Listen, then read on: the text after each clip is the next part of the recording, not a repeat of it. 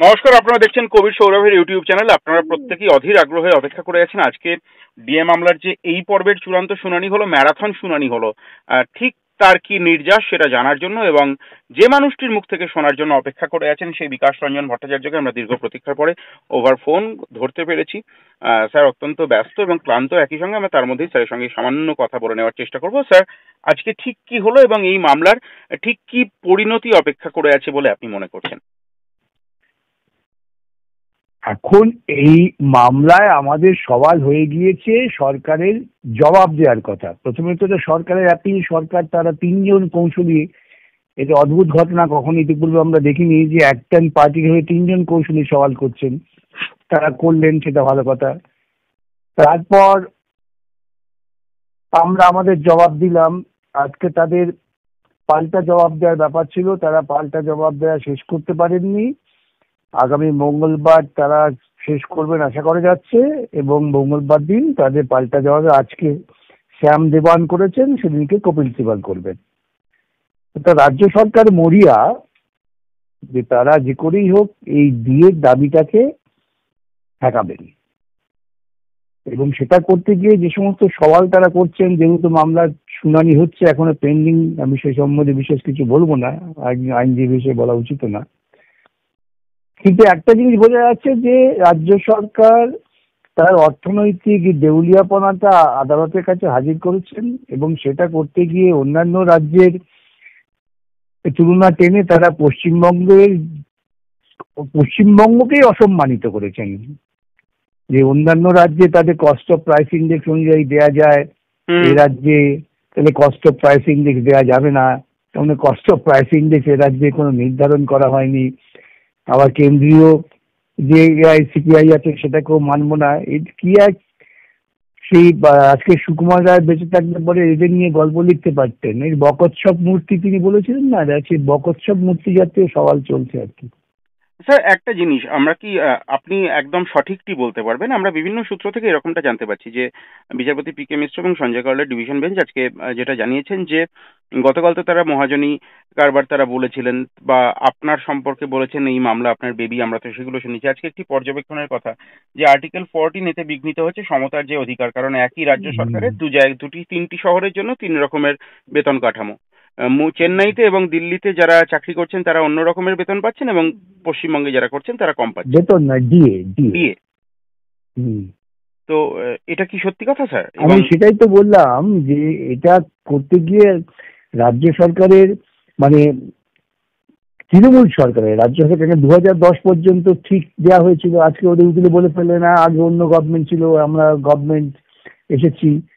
এখন তারা গভর্নমেন্ট এসে সরকারি কর্মচারীদের যে ন্যায্য পাওনা সেটাকে অগ্রাহ্য করছেন, এবং সেটা করতে গিয়ে অন্যান্য রাজ্যের সঙ্গে তুলনা করতে গিয়ে আরো তারা নিজেদের লজ্জায় ফেললেন ওই ভেবে যে তাহলে অন্যান্য রাজ্যের কর্মচারীরা দিয়ে পাচ্ছে, সেখানকার রাজ্য সরকার দিচ্ছে ঠিক মতো দিয়ে, তাদের যা বাজার মূল্য সেই অনুযায়ী, কিন্তু এই রাজ্যের তৃণমূল সরকার সেটা দেবে না। তৃণমূল সরকারের যে বক্তব্য সেটা হচ্ছে যে দিয়ে এদের কোনো প্রাপ্তির অধিকার নেই। এই ধরনের সমস্ত অদ্ভুত অদ্ভুত সওয়াল চলছে, আর কি করবেন আপনারা? এবং সেটা সরকারের হ্যাঁ, পশ্চিমবঙ্গের মান মর্যাদা সর্বত্রই ধুলায় লুণ্ঠিত হয়েছে। এই সওয়ালের মধ্য দিয়ে আর খানিকটা হচ্ছে বলে আমার ধারণা। স্যার, আমি একদম আপনার বেশি সময় নেব না, আমি খুব সংক্ষেপে দুটো প্রশ্ন করতে চাইবো। আমি আবারও বলছি যে কথা বলার ক্ষমতা তো আমাদের কারোরই নেই, আমরা আন্দাজ করতে পারি মাত্র। কিন্তু আপনি দিনের শেষে আপনি আবারও বলুন যে আপনি কি এই রায়ের সরকারি কর্মচারীদের পক্ষে এই রায়ে যাওয়ার ব্যাপারে আশাবাদী, যা মোশন বুঝতে পারছেন আপনি?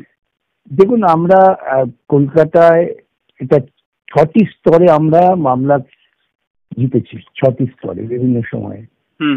এখন ওরা গিয়েছেন দিল্লিতে, জনগণের পয়সা খরচা করেছে, অধিকার ওদের আছে। মোটামুটি ভাবে সুপ্রিম কোর্টের প্রায় সব নামজাদা, প্রচুর তাদের সাম্মানিক এমন সমস্ত আইনজীবীকে তারা নিয়োগ করেছেন, বোঝাবার চেষ্টা করছেন। কিন্তু আমি বিশ্বাস রাখি যে সুপ্রিম কোর্ট আমাদের পক্ষেই রায় দেবেন, কেন আমাদের যুক্তি আছে। আমরা তো আবেগে বলছি না, যুক্তিতে বলছি। এখন শেষ পর্যন্ত কি রায় হবে দেখা যাক।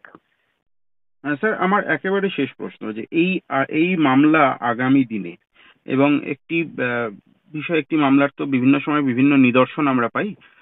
এই মামলা কি আগামী দিনে ভারতবর্ষের বিভিন্ন রাজ্যের এবং কেন্দ্রীয়ভাবে সরকারি কর্মচারীদের ভবিষ্যৎ নির্ধারণের ক্ষেত্রে, আমি অর্থাৎ অর্থনৈতিক ভবিষ্যতের কথা বলছি, না না, সব গুরুত্বপূর্ণ ভূমিকা রাজ্যই নেবে? তো দিচ্ছে, সব রাজ্যই তো দিচ্ছে। বরং এই রায় যদি সুপ্রিম কোর্ট আমাদের কলকাতার রায়কে যদি খারিজ করেন, তাহলে তো অন্যান্য রাজ্য তারা প্রশ্রয় পেয়ে যাবে যে আমরা দিয়ে না দিয়ে থাকতে পারি।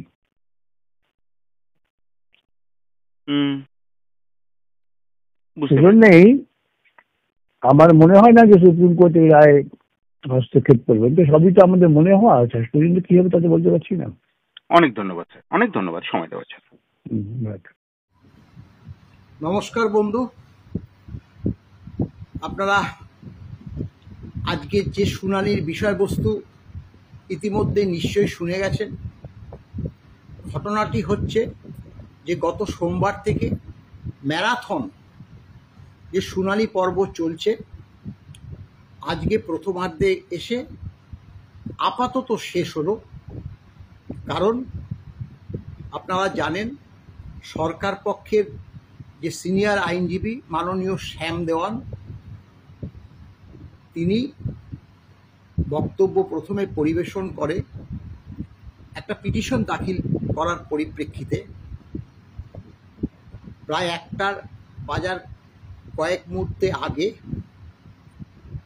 মাননীয় আইনজীবী কপিল সিব্বাল মহাশয় তিনিও কয়েকটি কথা উল্লেখ করেন। কিন্তু জাজদ্বয় স্বাভাবিকভাবে, যেহেতু 1টা বেজে গেছে, তিনি বলল আপনি যদি বলতে হয় তাহলে আজকে তো আর হবে না, তাহলে মঙ্গলবার আপনি বলুন সেকেন্ড হাফে। সেই পরিপ্রেক্ষিতে আমাদের আইনজীবীদেরকেও জিজ্ঞাসা করলো, আমাদের আইনজীবীরাও মেনে নিয়ে আগামী যে মঙ্গলবার সেই শুনানির তারিখে রাজি হল। দেখুন, ঘটনাটা হচ্ছে, আমরা confederation of state government employees এই ডিএ মামলা যে প্রথম থেকে করে এসছি, আমাদের দায়িত্ব সর্বাধিক। আমরা তো আপনাদেরকে কথাই দিয়েছি যে এই ডিএ মামলার আমরা শেষ দেখে ছাড়ব। এখন ঘটনাটা হচ্ছে যে আমাদের পরিশ্রম তো আপনারা যেটাই বলুন না কেন, সেই পরিশ্রম আমরা নিজেরা কষ্ট সাধ্য করেও সামলে নিতে পারছি। অর্থনৈতিক দিকটা আপনারা অনেকেই টাকা পাচ্ছেন, কিন্তু খরচাটা বহু হচ্ছে। আমরা তবুও সেটা আপনাদের কাছে ইতিমধ্যে বলেছি যে যদি পারেন দেবেন, না হলে আপাতত যদি আপনাদের অসুবিধা হয় পরবর্তীকালে দেবেন, তাতেও কোনো আমাদের অসুবিধা নয়। হলেও আমরা অন্য জায়গা থেকে ধার দেনা করে আপাতত সামাল দেব, এই কথাটা কিন্তু আপনাদেরকে বলে রাখছি। এখন সরকার পক্ষ স্বাভাবিক নিয়মে, আপনারা তো প্রতিটি বিষয়েই দেখেছেন, সুপ্রিম কোর্টে মামলা গেলে দীর্ঘ থেকে দীর্ঘতর করার একটা প্রচেষ্টা সরকার করে থাকে। এবং আইনজীবীগুলো কারা কারা দাঁড়িয়েছে ভাবলে তাদের অন্তত 30 লক্ষ টাকার কমে কারো রেমুনারেশন নয়। তারা যে ধরনের টাকা খরচ করছে, আমার আপনার টাকা, সেটা তো বলে, কারণ যাদের লজ্জা নেই তাদের কিছু বলে তো লজ্জা হয় না। তবে হ্যাঁ, আমি আবারও বলছি যে আমাদের দায়িত্ব সর্বাধিক। এই মামলার আমরা শেষ দেখে ছাড়ব। আমার পাশে বসে আছে আমাদের মাননীয় সভাপতি শ্যামল কুমার মিত্র। আজকে বিস্তারিত কিছু বলবে না, অল্প কয়েকটি কথা আপনাদের কাছে তুলে ধরবে। প্রিয় কর্মচারী বন্ধুরা, আমরা 2016 সালে যখন এই মামলা স্যাটে করি এবং মামলা শুরু হয় confederation of state government employees and others versus state of West Bengal and others, সেদিনই আমরা বলেছিলাম যে এই মামলার শেষ দেখে আমরা ছাড়ব, শেষ দিন পর্যন্ত আমরা মামলায় থাকব। আমরা 2022 সালের 28শে নভেম্বর থেকে যেটা আন্তরিকভাবে চেয়ে এসেছি যে মহামান্য সুপ্রিম কোর্ট এই মামলার একটা পূর্ণাঙ্গ শুনানি করে অন্তিম রায় দিন, যাতে আগামী দিনে ডিএর প্রশ্নে রাজ্য সরকার কর্মরত এবং অবসরপ্রাপ্ত রাজ্য কর্মীদের আর বঞ্চনা করতে না পারে। এবং দীর্ঘদিন মামলার শুনানি হয়নি, শুধু তারিখ পাচ্ছিলাম, কিন্তু জাস্টিস করলের বেঞ্চে আমরা একটা চূড়ান্ত তৎপরতা লক্ষ্য করেছি যাতে মামলাটা একটা কমপ্লিট জাজমেন্ট দেওয়ার জন্য। এবং গত 14 এবং 16 মে মামলার শুনানি হয়েছে। 16 মে একটা অন্তর্বর্তীকালীন আদেশ হয়েছিল। তারপরে গত সোমবার থেকে ধারাবাহিকভাবে একেবারে ম্যারাথন শুনানি হচ্ছে সারা দিন ধরে। আজকে ফার্স্ট হাফে শুনানি হয়েছে। আমাদের সংগঠনের পক্ষ থেকে সিনিয়র অ্যাডভোকেট বিকাশ রঞ্জন ভট্টাচার্য গতকাল তার সাবমিশন রেখেছেন। আজকে আমাদের আর এক সিনিয়র অ্যাডভোকেট রইফ রোম তার সাবমিশন রেখেছেন। আমাদের আইনজীবী ফিরদৌস শামীম, গোপা বিশ্বাস, শেখর কুমার, তারা এই মামলায় আমাদের সিনিয়র অ্যাডভোকেটদের সহযোগিতা করেছেন। এবং আজকে সরকার পক্ষ আরেকটি নতুন পিটিশন দিয়েছেন, যার ফলে আজকে এই মামলাটি শুনানি শেষ হয়ে যাওয়ার একটা আশা আমরা করেছিলাম, কিন্তু নতুন পিটিশন দাখিল হওয়ার পরে সেইটা নিয়ে বিস্তারিত আলোচনা হবে। কাজেই আজকে প্রথমার্ধে সরকার পক্ষের মাননীয় আইনজীবী শ্যাম দেওয়ান বলেছেন এবং আগামী মঙ্গলবার দ্বিতীয়ার্ধে শুনানির দিন ধার্য হয়েছে এবং সেদিন কপিল সিব্বাল এবং অন্যান্য যে সিনিয়র আইনজীবীরা রাজ্য সরকারের পক্ষে রয়েছেন তারা বলবেন।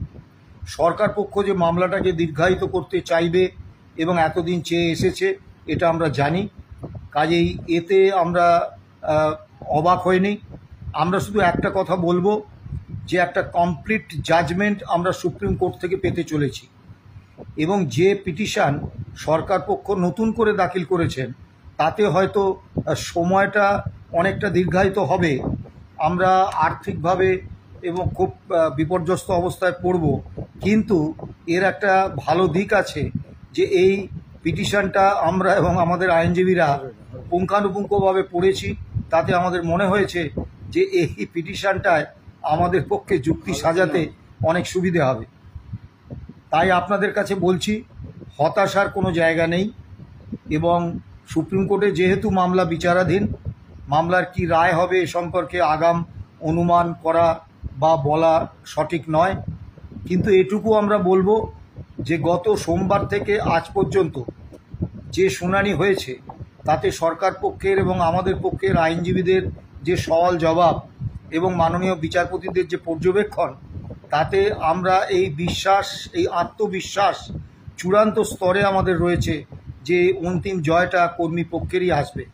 আপনাদের কাছে আবেদন যে আর্থিক বিষয়টা মলয় বলেছে, আমরা আপনাদের উপরই ছেড়ে দিচ্ছি, কিন্তু একটা কথা আমরা বলতে চাই যে ধার করে হোক দেনা করে হোক আমরা যে কোনোভাবে হোক মামলাটা শেষ পর্যন্ত চালিয়ে যাব এবং আমাদের চূড়ান্ত আত্মবিশ্বাস আছে যে এই মামলায় শেষ পর্যন্ত কর্মীপক্ষে জয় হবে। আপনাদের বলবো হতাশ হবেন না আর বিভ্রান্তিতে ভুগবেন না। সরকার পক্ষ যে চেষ্টাই করুক, আমরা কর্মীপক্ষের কর্মরত এবং অবসরপ্রাপ্ত কর্মচারীদের এই বকেয়া মহার্ঘ ভাতা এবং ডিএর একটা স্থায়ী আদেশনামা উপহার দিতে বদ্ধপরিকর এবং আশা রাখছি আগামী দিন আমাদের এই কথার সত্যতা প্রমাণ হবে। ভালো থাকবেন, সুস্থ থাকবেন। নমস্কার।